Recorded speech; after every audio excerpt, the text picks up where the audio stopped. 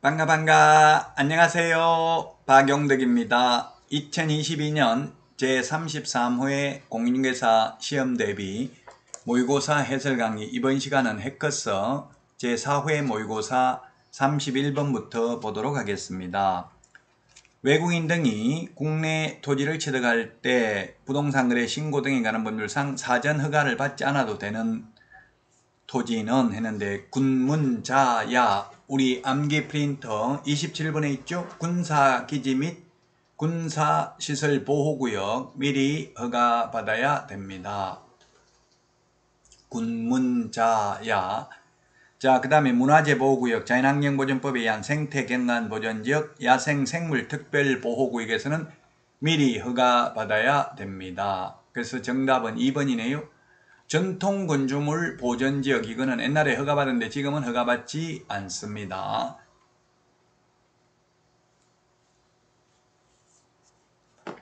자, 그래서 2번이 정답이 되겠습니다. 군문자야 꼭 암기하시고요. 네 군데. 자, 다음은 32번 문제입니다. 농지취득자격증명제 옳은 것은 했는데 1번 농지취득자격증명 발급받고자 하는 경우 농지관리위원의 확인을 받아야 된다. 이거는 옛날에 농지관리위원 확인받던 제도가 있었는데 지금은 농지관리위원 확인받는 것은 삭제됐습니다. 자, 그 다음에 농업인이 농지를 취득하는 경우도 농지취득자격증명 받아야 됩니다. 그래서 2번 X고, 3번 상속의 경우에는 농지취득자격증명 받을 필요 없습니다. 비농업인이 상속받는 경우에도. 자, 그 다음에 4번 도시지역 안의 농지를 취득하고자 하는 자는 용도지역에 관계없이 농지취득자격증명을 받을 필요가 없다 했는데, 도시지역 안에서도 주거지역, 상업지역, 공업지역은 안 받는데요. 녹지지역은 도시계획시설사업에 직접 필요하지 않는 경우에는 받아야 되죠. 뭐 해설에는 조금 부적절하게 되어 있는데, 해설에는 보니까 녹지지역은 받아야 된다 되어 있는데 녹지지역도 원칙은 안 받습니다. 예외적으로 도시계획시설사업에 직접 필요하지 않는 경우에만 받습니다.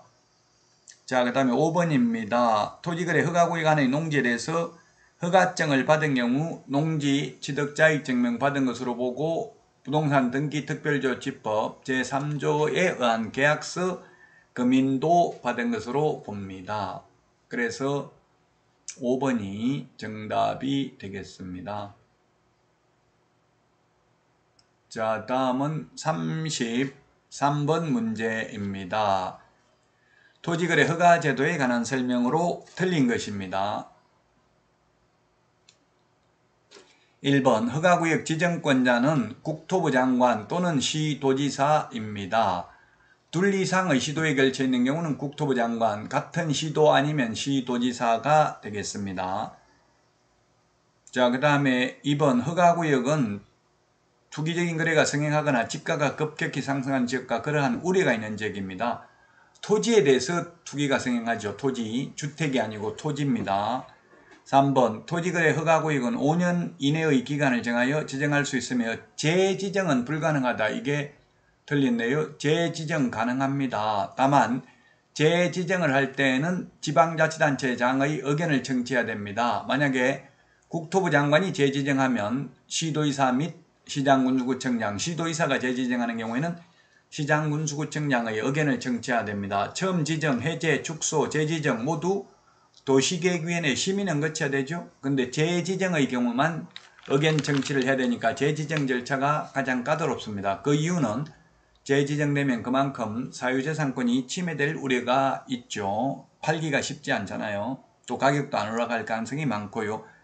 자, 그 다음에 4번입니다. 허가구역 지정권자는 허가구역의 지정사유가 없어졌다고 인정되거나 관계시도의사, 시장군수구청장으로부터 허가구역의 지정 해제 또는 축소 요청이 이유 있다고 인정되면 지체 없이 해제하거나 허가구역의 일부를 축소하여야 합니다. 할 수 있는 게 아니라 하여야 합니다. 단 인정되면 하여야 한다. 할 수 있다면 X가 되겠습니다. 자, 그 다음에 5번 허가구역의 지정권자의 허가구역 지정 해제 또는 축소의 경우에도 도시계획위원회 심의는 거쳐야 된다. 다만 재지정의 경우에는 심의 전에 지자체장의 의견도 청취해야 됩니다. 다음은 34번 문제 보도록 하겠습니다. 주택임대차 신고에 대한 내용으로 틀린 것입니다. 주택임대차 신고. 주택임대차 신고도 신설됐기 때문에 중요하죠. 1번 신고 대상 주택은 주택임대차보호법상 주택입니다. 주택임대차보호법. 우리 부동산 거래 신고할 때 자금조달계획 제출하는 경우는 주택임대차보호법이 아니라 주택법상 주택이죠. 차이가 뭐냐 하면 예를 들면 오피스텔은 주택법상 주택 아닌데 오피스텔도 실제 주택으로 사용하면 주택임대차보호법상은 주택입니다. 주택임대차보호법상은 사실상 용도를 기준으로 합니다. 자, 그 다음에 보증금 6천만원 초과 또는 월차임 30만원 초과하는 임대차의 경우 신고해야 됩니다. 초과입니다. 초과. 둘 중에 하나만 해당되면 신고를 해야 됩니다. 3번 계약 당사자는 주택에 대하여 보증금 또는 차임 등 국토부령이 정하는 사항을 임대차 계약 체결일로부터 30일 이내 신고관청 30일입니다. 계약일로부터 30일입니다. 신고관청에 공동으로 신고해야 됩니다. 주택임대차 신고는 거래 당사자에게 의무가 있고 개업공개사는 의무 없습니다. 다만 일방 당사자가 국가 등인 경우에는 국가 등이 임대차 신고를 해야 됩니다. 4번 계약 당사자 중 일방이 국가 등인 경우에는 국가 등이 신고해야 됩니다. 개업공개사 거래계약서를 작성한 경우 개업공개사가 신고해야 된다. 이게 X입니다. 개업공개사 신고할 의무 없습니다. 이 개업공개사에게 신고 의무를 사실 부과하려고 했었습니다. 근데 개업공개사들이 반발을 했죠. 부동산 거래 신고도 개업공개사, 주택임대차 신고도 개업공개사 하면 우린 돈도 못 받고 뭐 하는 짓이냐, 너가 정책 실패해놓고 왜 우리한테만 이렇게 의무를 떠넘기느냐 이런 식으로 반발을 해서 이제 개업공개사는 주택임대차 신고는 의무 없습니다. 부동산 거래 신고 의무만 있습니다. 해제 신고 의무도 개업공개사에게는 없죠. 자, 그래서 4번이 정답이 되겠고요. 5번 주택임대차 신고 위반하면 100만원 이하의 과태료인데요. 이 100만원 과태료는 지금 유예되어 있기 때문에 내년 5월 말까지만 하면 됩니다. 자, 다음은 35번 문제입니다. 틀린 것입니다. 1번 우리나라 등기의 공신력은 인정하지 아니하므로 등기상 소유자와 실제 권리자가 동일인이 아닐 경우는 실제 권리자와 계약을 체결해야 된다. 그렇습니다. 등기의 공신력이 없기 때문에 실제 소유자하고 계약 체결을 해야 됩니다. 자, 그 다음에 남편 명의의 부동산을 처가 매도하는 경우 처가 남편의 주민등록증과 인감을 소지하고 있다는 것만으로 대리권이 있다고 볼 수는 없다. 그럼 대리권이 있으려면 확실하게 입증하려면 인감증명이 첨부되어 있는 위임장이 있어야 되겠죠. 부부관계라도 법정 대리가 아니고 임의 대리이기 때문에 대리권 증명하는 문서가 있어야 됩니다. 자, 3번 임의 대리인과 계약 체결하는 경우에는 위임상이 기재된 위임장에 본인의 인감을 날인하고 본인 인감증명서를 첨부하여야 한다. 이게 뭐 법적으로 첨부해야 되는 건 아닌데 민법에서는 수권행위만 있으면 대리권 수여 의사표시만 있으면 되죠. 그러나 그걸 입증하기 위해서는 인감증명 위임장 첨부하는 것이 바람직하다는 취지입니다. 자, 그 다음에 4번 중개 의뢰인이 법인일 경우 법인격 유무, 대표자 처분권한 유무 등을 법인 등기사항 증명서를 통해서 조사 확인을 해야 됩니다. 5번 매도 의뢰인이 미성년자인 경우 혼인하였다 하더라도 자기 소유 주택 처분 시 법정 대리인의 동의를 받아야 된다. X입니다. 혼인하면 성년 의제 됩니다. 혼인해도 중개업소에 근무하거나 즉 취직하거나 개업할 수는 없지만 민법상 단독으로 유효한 법률 행위는 할 수 있습니다. 그래서 미성년자는 혼인을 하거나 또는 법정 대리인의 동의가 있으면 직접 미성년자하고 계약해도 되고 피한정후견인도 법정 대리인의 동의가 있으면 피한정후견인과 계약해도 됩니다. 그러나 피성년 후견인의 경우에는 법정 대리인의 경우 대리권만 있고 동의권은 없기 때문에 반드시 그 법정 대리인하고 계약을 체결하는 것이 바람직합니다. 피성년 후견인의 경우. 법률행위 취소당할 수 있기 때문에 그렇죠. 자, 다음은 36번 문제입니다. 옳은 것입니다. 1번 시군구에서 발급하는 토지 이용계획 확인서로 해당 토지의 소유자를 파악할 수 있다 했는데 토지 이용계획 확인서를 통해서는 소유자가 누구인지 알 수 없습니다. 토지 이용계획 확인서는 용도, 지역, 지구, 구역이 나와 있기 때문에 행위 제한을 확인할 수 있는데 모든 행위 제한을 전부 다 확인할 수 있는 것은 아니죠. 철도, 보호지구, 학교, 환경, 위생, 정화구역 등 10개의 용도, 지역, 지구는 나타나지 않습니다. 약 350개 중에서 소유자도 안 나타나고요. 신청인 이름만 나타납니다. 아무나 신청할 수 있습니다. 남의 땅에 대해서도. 자, 그 다음에 2번입니다. 외국인 등이 국내 토지를 내국인에게 매각하는 경우에는 특례 규정에 따라 신고하거나 허가를 받아야 된다. 취득하는 경우만 허가 신고하면 되고요. 매각하는 경우에는 신고하거나 허가받을 필요는 없습니다. 자, 그 다음에 3번 지문입니다. 토지 매매 계약에 있어서 수량이 부족할 경우 감액 청구를 하기 위하여 거래계약서에 반드시 제곱미터당 단가를 기재하는 것은 아니다. 수량을 중요한 요소로 판단할 경우 등 특별한 사정이 있는 경우에는 감액 청구는 할 수 있습니다. 그러나 원칙적으로 확실하게 감액 청구하려면 특약으로 면적이 부족하면 정감 청구할 수 있다. 가격을 이렇게 특약으로 적는 게 좋겠죠.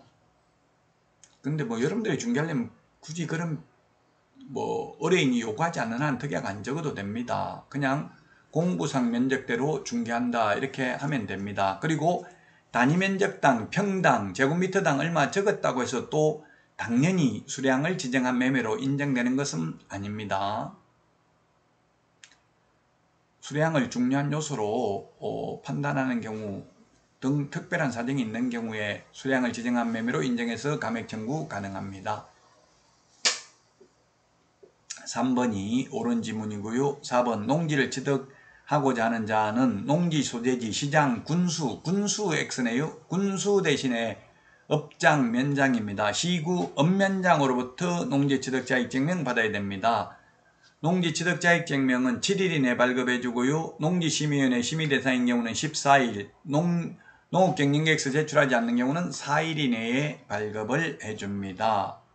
자, 그 다음에 토지거래 5번 허가구역 내의 토지의 경우 시도지사의 허가를 받아야 된다 했는데 허가권자는 시장, 군수, 구청장입니다. 다만 허가구역 지정권자는 장관 또는 시도지사입니다. 자, 다음은 37번 문제 보도록 하겠습니다. 주택임대차 틀린 것입니다.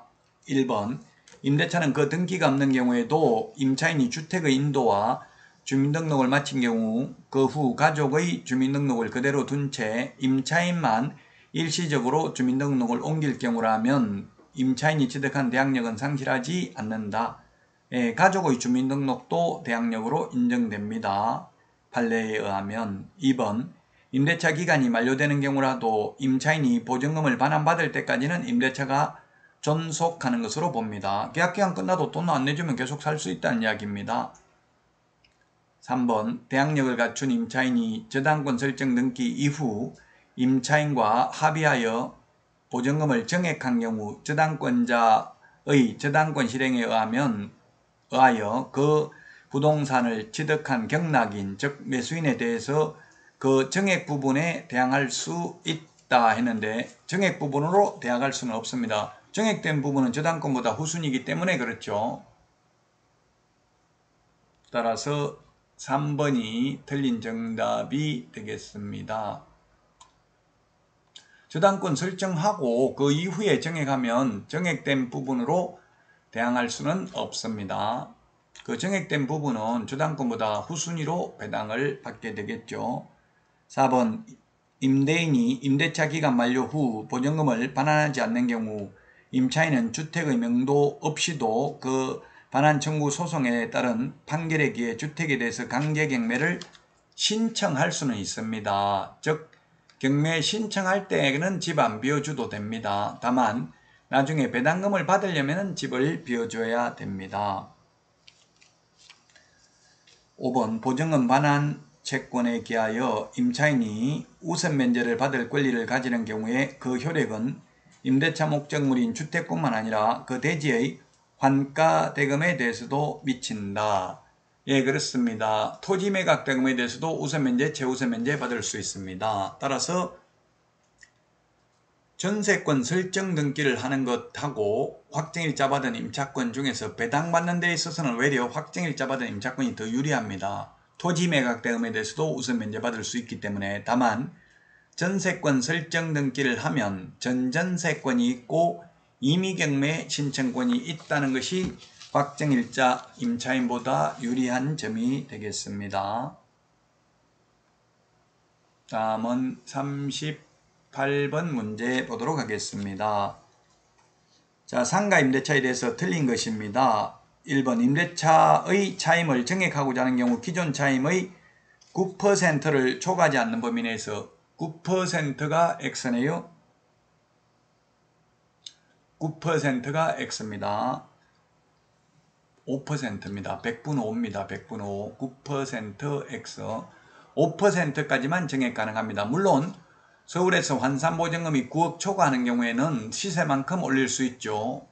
과밀억제권역 6억 9천, 광역시 5억 4천, 기타 지역 3억 7천 초과하면 물론 5% 정액 상한 제한 규정은 적용되지 않습니다. 그래서 1번이 틀렸습니다. 9%가 아니라 100분의 5니까 5%가 되겠습니다. 1년에 한 번밖에 못 올립니다. 감액 청구는 상한선도 없고 횟수 제한도 규정된 바가 없습니다. 감액 청구는 가능하다는 이야기입니다. 물론 정액 청구, 감액 청구, 청구권이기 때문에 청구하면 반드시 응해야 될 의무는 없습니다. 불응해도 됩니다. 불응하면 소송을 통해서 확정받아야 되겠죠. 2번 상가 임대차에서 임대차 기간이 만료되었음에도 보증금을 반환받지 못한 임차인은 해당 건물을 계속 사용할 수 있으나 차임은 지불해야 됩니다. 사용했다면 차임은 지불해야 되고요. 3번 상가 임차인이 3기에 달하도록 차임을 연체한 사실이 있는 경우 계약갱신 요구를 거절할 수 있다. 주택은 2기, 상가는 3기의 차임액입니다. 4번 기간의 정함이 없거나 기간을 1년 미만으로 정한 상가 건물 임대차는 그 기간을 1년으로 본다. 다만 임차인은 1년 미만으로 정한 기간이 유효함을 주장할 수 있다. 예, 편면적 강행 규정입니다. 상가는 최단기 존속기간 1년, 주택은 2년, 농지는 3년 원칙, 다년생 식물재배지인 경우 5년입니다. 민법 전세권, 건물 전세권은 최단기 1년, 최장기는 10년입니다. 민법에 지상권의 최단기 존속기간 경구한 건물 30년, 목조 건물 15년, 공작물 5년입니다. 최장기는 규정 없고요. 그리고 민법 임대차는 최단기, 최장기 존속기간 모두 규정된 바가 없습니다. 5번 임차인이 대항력을 계속 유지하려면 상가 건물을 점유하고 사업자 등록도 계속 유지되어야 합니다. 존속되어야 합니다.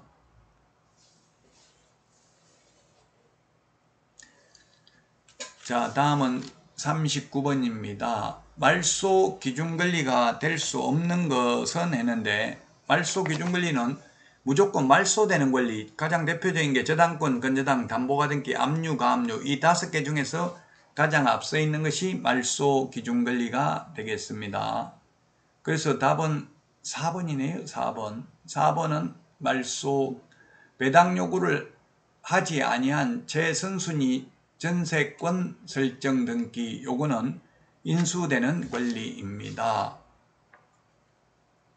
답 4번이 되겠습니다.